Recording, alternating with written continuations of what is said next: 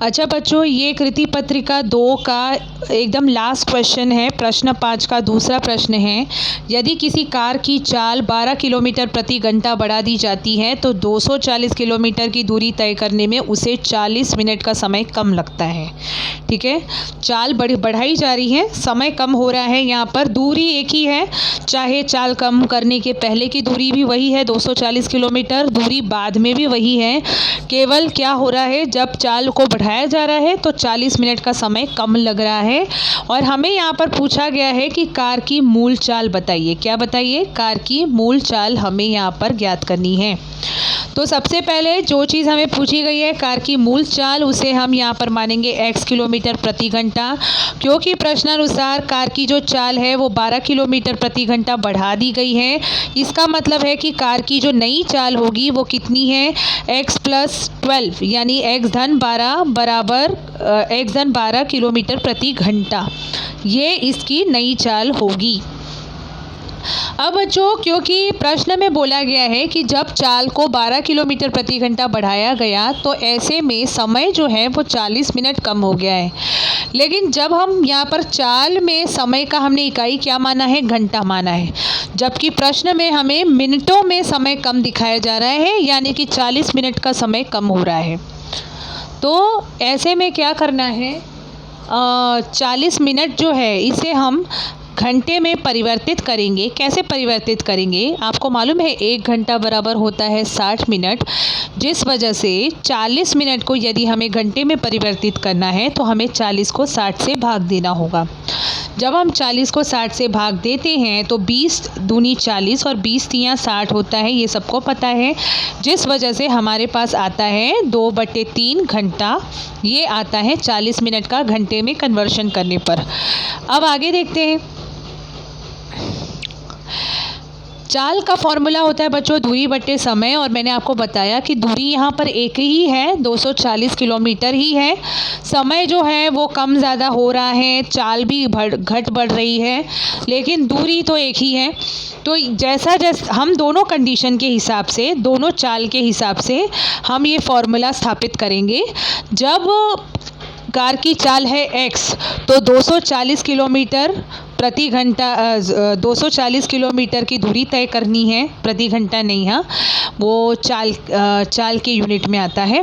तो ये 240 किलोमीटर की दूरी तय करनी है, और यहाँ पर हमें समय जो है पता नहीं है तो इसे समय ही लिख दिया गया है।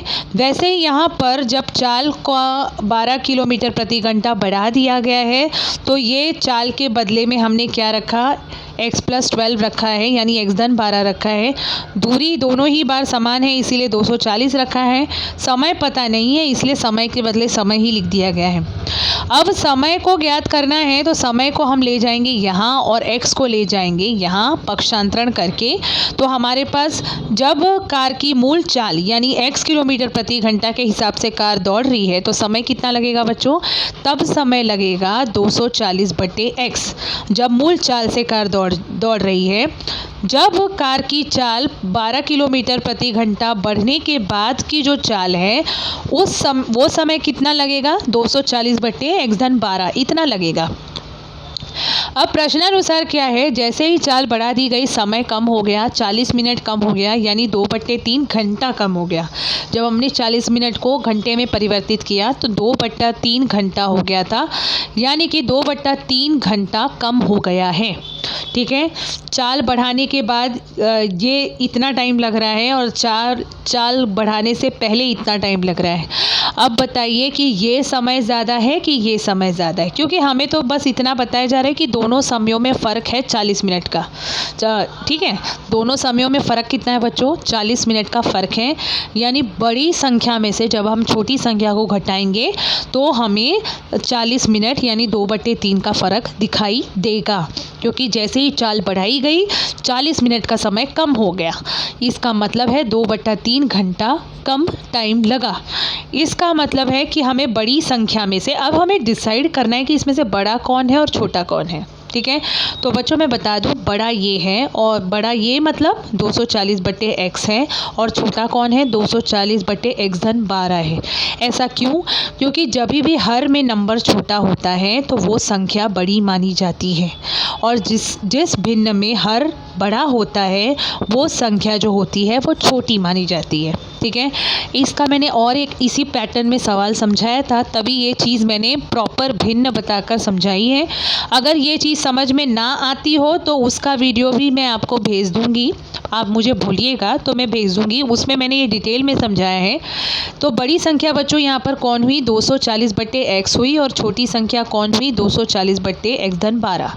चाल में परिवर्तन आने पर ये समय, जब हम ये जो हमने निकाला है ना बच्चों, ये समय है, ये दोनों समयों के बीच में अंतर 40 मिनट का है।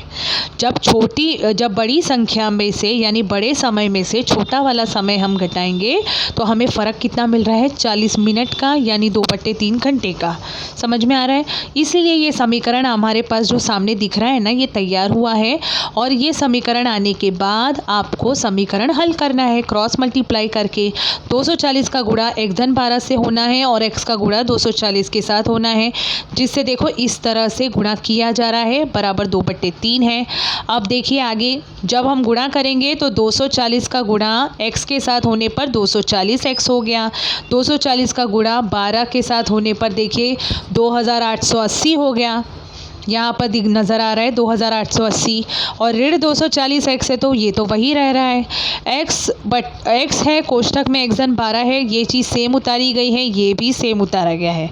ठीक है, तो यहाँ पर कुछ भी डिफरेंट नहीं है। अब आगे देखते हैं, यहाँ पर जो 240x है, यहाँ पर एक 240x के पास आपको प्लस साइन दिख रहा है और इसके पास माइनस साइन दिख रहा है, इसीलिए दोनों कैंसिल हो गए हैं और हमारे पास बचा कौन, 2880/x कोष्ठक में x धन 12 बराबर 2/3, ये बचा। अब फिर से हमें तिर्यक गुणा करना है, 2880 का गुणा 3 के साथ और 2 का गुणा इस x कोष्ठक में x धन 12 के साथ, और ये गुणा करने के बाद इस तरह से समीकरण जो है हमारा बन रहा है, बराबर। अब इसी को हल करेंगे, 2880 और 3 का गुणा करेंगे तो 8640 आ रहा है। 2x का गुणा x के साथ होने पर 2x² यानी कि 2x का वर्ग हो जाएगा, और उसके बाद 12 और 2x का गुणा होने पर 24x हो जाएगा। इसके बाद 8640 का पक्षांतरण किया गया है, यानी कि इसे इस तरफ डाला गया है, जिसकी वजह से ये बन गया है -8640, और उसके बाद समीकरण को हमने सिर्फ क्या किया है, राइट हैंड साइड को लेफ़्ट में लिखा है, पक्षांतरण नहीं किया है, केवल समीकरण को हमने थोड़ा सा ये राइट का पूरा पक्ष हमने लेफ़्ट में रखा है और लेफ़्ट का पूरा पक्ष हमने कार का राइट में रखा। इस तरह से करने पर समीकरण में कोई बदलाव नहीं आता, यानी किसी भी साइन में कोई चेंज नहीं आता।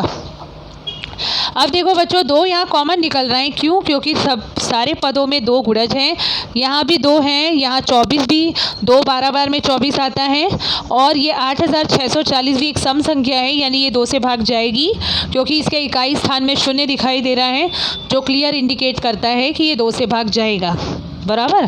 तो इसीलिए 2 कॉमन निकल रहे हैं यहाँ पर, और कोष्ठक के अंदर अब यहाँ पर बचेंगे x² + 12x - 4320, ये बचेगा कोष्ठक में। हिंदी में कहे तो x का वर्ग धन 12x ऋण 4320, ये कोष्ठक में बच रहा है।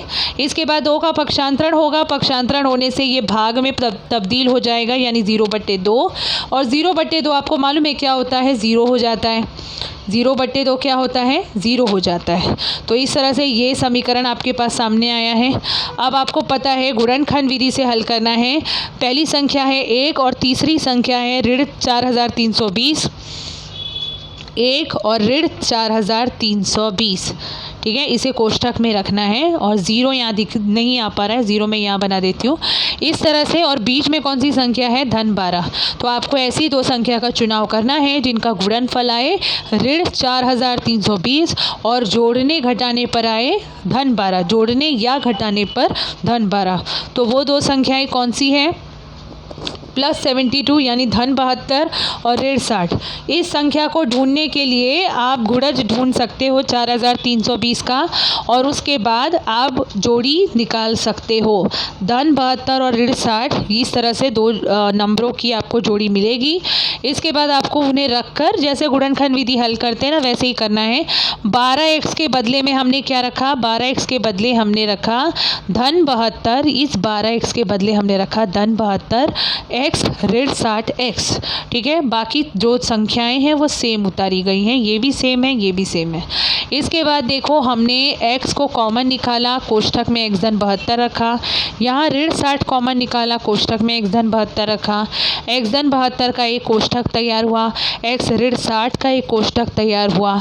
इसके बाद x धन 72 बराबर 0 हो गया और x ऋण 60 बराबर 0 हो गया है। अब आप देखें x धन 72 बराबर 0 जो है, इसका पक्षांतरण जब हम करेंगे धन 72 का तो ये बन जाता है ऋण 72 और ऋण 60 का पक्षांतरण करने पर बन जाता है धन 60।